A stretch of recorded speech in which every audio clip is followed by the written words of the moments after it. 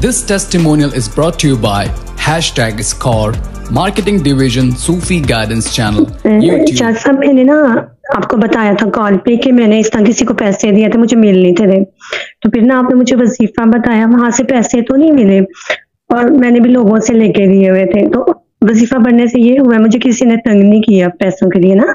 तो आप कहते हैं ना reader always has a chance. तो शाह साहब मैं पढ़ रही थी और 1 साल में मैंने ना 4 लाख खुद से ट्यूशन पढ़ा के कर्ज उतार लिया। क्या बात है, किसको ट्यूशन पढ़वा दिया है भाई, हमें क्यों नहीं ऐसे शागिर्द मिलते सूफी स्किल्स में यार। ठीक है ना, क्यों बाजी, ठीक है ना, ये तो गुड है, ये तो खुशाइन बात है। ठीक है शाह साहब, अभी मैं इतनी ज्यादा फीस भी नहीं लेती, लेकिन अल्लाह का शुक्र है पढ़ने से ऐसे ऐसे रास्ते बने कि मेरे सारे छोटे छोटे काम भी हो रहे हैं। ठीक है, गुड है। और वो शाह साहब आप कहते हैं ना कलसूम नाम की अदद का अरूज है, तो वाकई जो